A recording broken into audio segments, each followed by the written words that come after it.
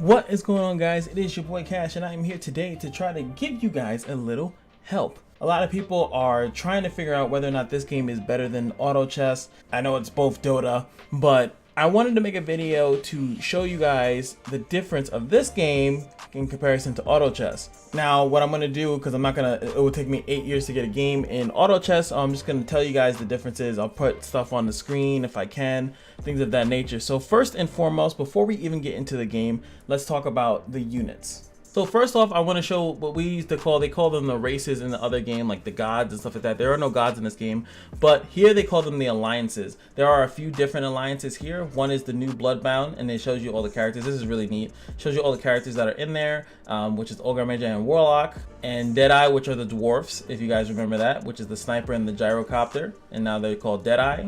Elusives, which are actually called the elves, as you can see all the nice little elves that are here. Heartless are the undead, and then you see the new Pudge. We'll go over him later. Inventor are actually the mechs. Mech is a Venter. Primordial are the elementals. You see the new character, the Warden. Savage are what we like to call the beasts in the game. Sand King coming back into this game. And also now you can go 6, which is pretty cool. Scald are the Nagas.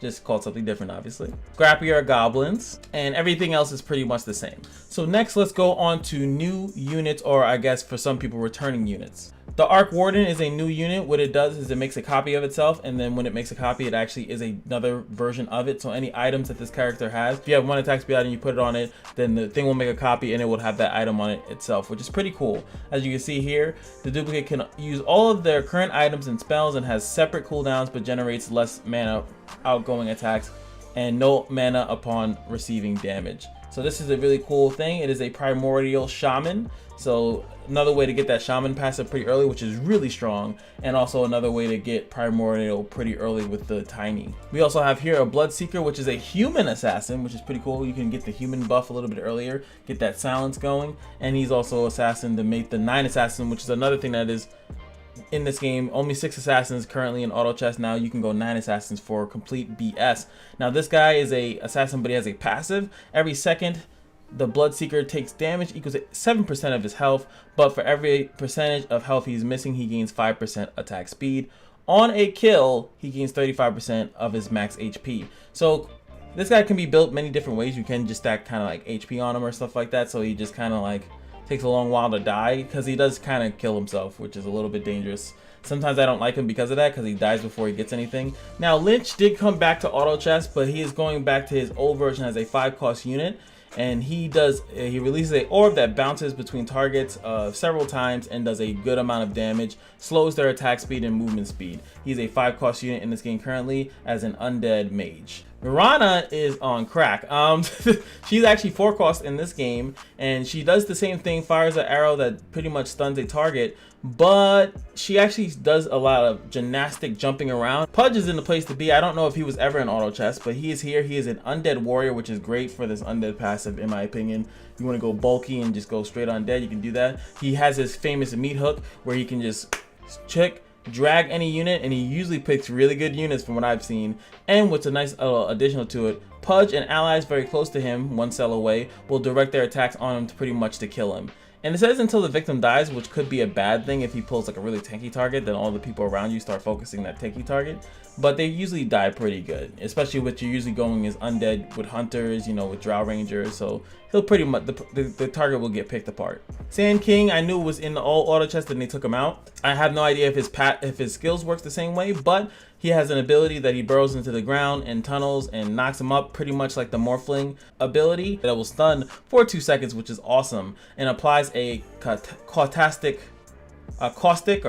finale to all enemies that he hits. Then he has a passive with that. Whenever he hits an enemy he reduces his target's attack speed for 3 seconds. If the target dies while they have that on them, they will explode, dealing damage 1 cell away, pretty much surrounding them, which is pretty cool. Really cool assassin. He's a beast assassin, helping you get the beast passive. And also in this game, I did not mention, is that you can go 6 beast in this game, 6 savage in this game. SLARK is another newer unit. I never know if he was in auto chess. Sorry, I'm like, was newer to auto chess when it came out. So here he is. He is a Naga or Scald assassin. Now every attack that he does, he lowers their target's damage and their attack speed, and his damage and attack speed is increased by the amount that he is taking from them. So he really like he goes crazy on people, which is really cool. And then eventually he, you know, will go to the next target, and then he needs to ramp it up again. Still one of the better assassins that they have in the game. And last but not least, Warlock, which is a warlock that warlocks. All right, he is a bloodbound warlock, which is crazy because you can like let them go in there, sacrifice themselves, and boost up an ogre magi if you really want to. I really hope they put in more bloodbounds. It would be very interesting. He has the shadow word. Warlock whispers an incantation restoring health to a target, or he damages a target which they'll melt, which is insane to see. Like they just lose a bunch of HP over a few seconds, which is crazy, or they'll heal. So he chooses, you know, based on the situation. He has his own little directive of how he wants to do that. So yeah, that should pretty much cover it. Now, I just want to say that the druids do work slightly different in this game, and I'll show that also when I get into a match. Show you guys a little bit of how the druids work. It's just not exactly how they do in auto chess, so you can't like make money off of them, but you can utilize them really good in battle if you want to go druids. Now, druids are now a build now, not like a let me make some quick money kind of thing. One last thing before we get into the game is that the items, I'm going to tell you guys in the game, and I'm going to tell you guys here, items you get automatically per creep round. So you don't have to worry about a random RNG drop. You don't, oh man, I might not get anything, and then you look at the other guy and you got like 5 items. No more of that. Every creep round you will get an item.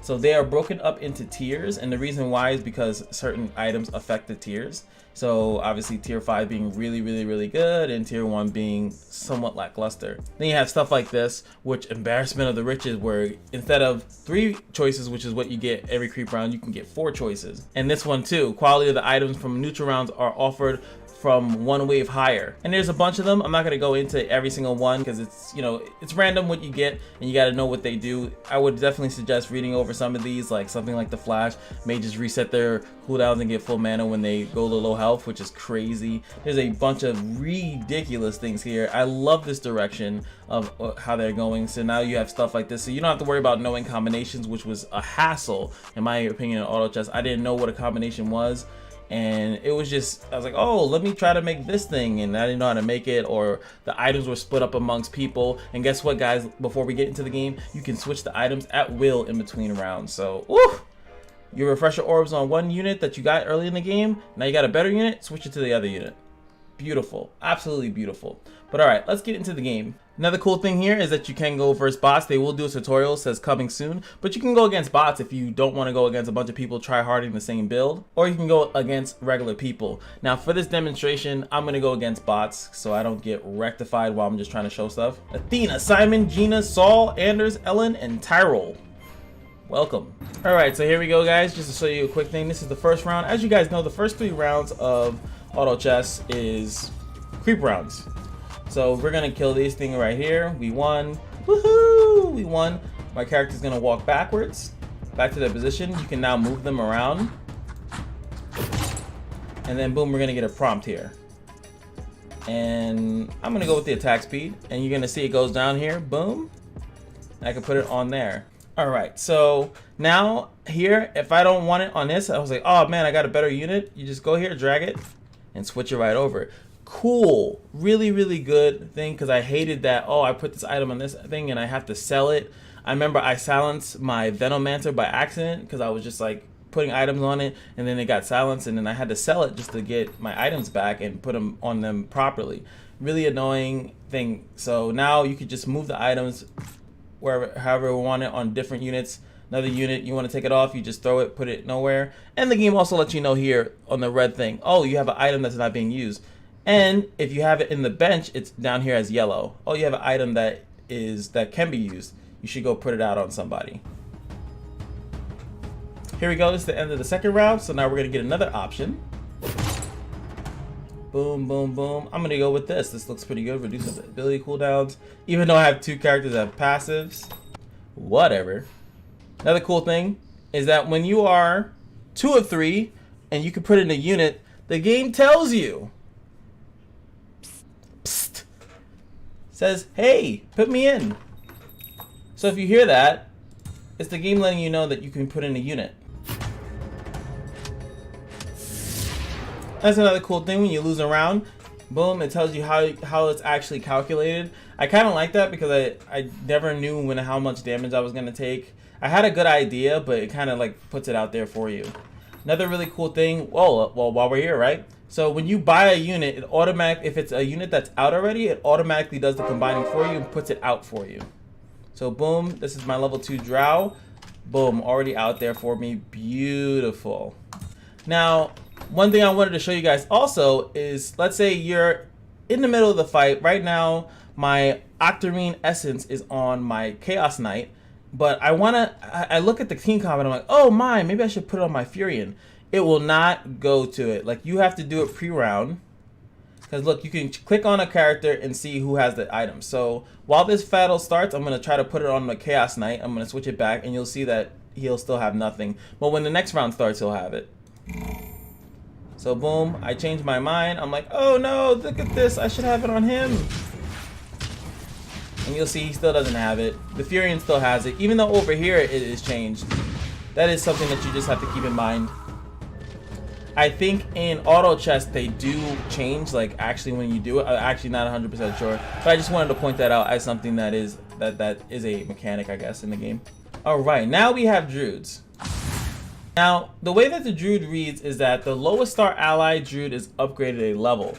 Now, it was kind of confusing a lot of people how this worked, because in auto chess, you put in, like if I put in this and 2 Enchantress, it would upgrade the Enchantress, and then I could sell the Enchantress because it's technically a 2-star unit and it costs 3, and people would make a lot of money out of that. Now, Druids is an actual, like, you have to go Druids if you want to get the benefit of Druids. So what it's going to do right now is going to actually choose between these 2 units because they're both 1-star, right? And it's going to upgrade one of them to 2-star.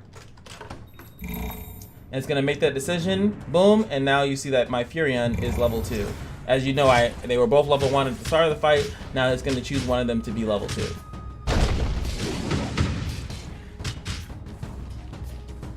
From what I could see so far, it seems to be very random until obviously one is the thing. So the way that you work Druids now is that you get, you know, a lot of them to 2-star, and then you can have, you know, the other one. So if these were 2 2-stars, one of them would go 3-star, if that makes any sense. I hope it makes sense. Also, another thing is that when it happened really quickly, I didn't explain it, but when you do put in something, like any type of passive that you're trying to go for, it lets you know as soon as you drop it in. Boom. There we go. So if I was to put in elves, which is Luna. So now it lets me know, oh, you have something else, you know? Sorry, I put in her and it triggered the knights, because knights are different in this game. It's 2-4-6 in this game. I think in auto chess currently it's 3-6. So boom, now I know the knight's passive is active. Oh, let me put this in. Now let me know that this is active, that the elves were active. And it also lets me know the Demon Hunter passive is active. It also can let me know over here that right now I have Demons active, I have Elves 3 active, I have Demon Hunter active, I have the Druids active, and I have the Knights active. And as you can see, it tells me which ones it's going for. It even tells me the ones that are on my bench by this black hole here, letting me know that I have one. The colored means that there's one in there, which is this one, obviously the Drow. And the black space means that I have one on the bench that is waiting. It only shows you relative to what you have on the board. So as you can see, now I have Puck. Puck is a elf. He also has he's a dragon, and he's also a mage. Now, I don't have any mages out on the field, so they're not going to tell me I have a mage, because it's kind of pointless information, because I don't have mages. And obviously I have no dragons to synergize with it, but I do have an elf. So now you can see that there's 2 elf spaces for the anti-mage and for the Puck. So just letting me know, oh, you can put in 2 more elves if you need to. Pretty cool. Now, another thing I want to show you guys is how interest works in this game. Now, you guys know that every 10, 20, 30, 40, and then 50, you guys get an interest based on that. So this round's going to play out. It's round 8. I have 17. That means that I'm going to get 1 interest. Now, if this was 20, I would get 2 interests at the end of the round. Now, what most people would do is that they would, for example, have 18, and they'll look at the round, see how it plays out, and then if they notice that they were going to get to 20, then they would sell something while the round is going to get 20. This game calculates interest in the beginning of the round. So here we go, we get the win.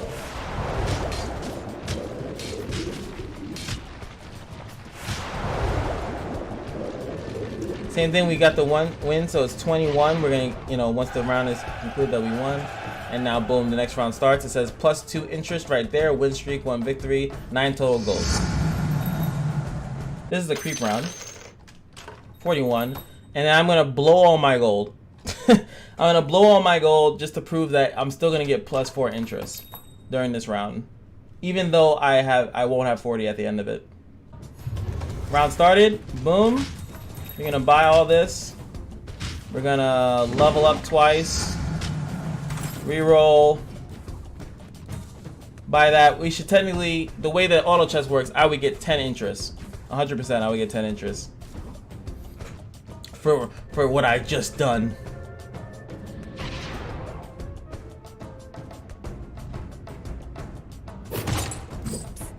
I'm just gonna pick something, I don't know what it was, I just want to show when it pops up.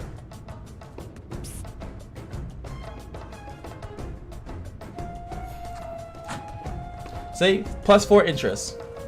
So even though the reason why they did that is the change of how you want to play the game. It's a really big change on, instead of holding your gold and like trying to make these last minute decisions and seeing what you're going to be doing, you can now let the round play out and then try to go for your rolls, try to go for your level ups and things of that nature, and you'll still get it. So the only thing that you have to do is make sure that you are at the interval that you want to be at 30. Now, as you saw, you can still be 1 off. So like if this was 20, how can I make this? Okay, let me buy one thing. So 29, and you'll see that if you're at 29, you win the round, then you'll get the next up thing. But it does not work if you were to lose the round and then sell something. So we saw the other way around, right? So now we're gonna, this is important because it's how the economy works, and in this game, economy is really, really big. So I'm going to purposely lose this round. All right, so hopefully this is enough for me to lose the round, and then after that, I'm gonna try to sell one of my 1-cost, I'll sell my tiny, and then hopefully you'll see that, oh, I was at 30 at the end of the round, I lost, but I didn't get the +3 interest. All right, it's looking like a loss. Okay, here. So now I lost. I'm like, oh no, quick, make the 30. We lost. Oh no, gotta preserve the economy. +2 interest. So really, really have to pay attention to what you are beforehand, unless you think you're gonna win. And if you don't think that you're gonna win, stop psting me. Okay, there we go. Unless you think that you're gonna win, high risk, high reward, I guess. If you think you're gonna win, then do that. If not, make sure your thing is good. But I always should just recommend just, boom, being at 40, let the round start, then, then you're gonna be at 40, you're 30, you're 20, you're 10, and you're gonna get the plus interest, and then you could roll, especially if you have empty spaces and things of that nature. So that's another really big difference, I think, in how the game is played. Last but not least, I wanted to show you guys a little bit about how damage is also dealt in here. Now, they do show you the little recap. Now, beasts do not, like summons, don't do damage unless you have an item, and the item goes as followed. Wow, +1 unit cap. I had no idea this was even in the game. My advice, don't fight fair. I respect that. Here it is. Vicious Intent is an item that you have to get. Each of your surviving units, including summons, deal 1 additional damage to opponents if they lose to you. If you do not have this and you're trying to like deal additional damage through summons, it's just that's just not how it works currently in this game. You have to get an item for that. But the Arc Warden, however, you actually do additional damage for his clones. It does count as a separate entity of himself. I think that covers about everything. I hope you guys enjoyed, and if you're interested in playing Underlords, I do think it's the better version of it. I hope I wasn't biased though. I hope I showed you what this game has to offer in comparison to you as an auto chess player. I do like auto chess a lot. I just feel like this game polished up a couple things that I really wanted to show people that have been critiquing and criticizing or just unwilling to just try something different. I think this game has a lot going for itself. Hopefully you guys liked the video. If you did, like, comment, and subscribe. And I will see you guys in the next video. Peace.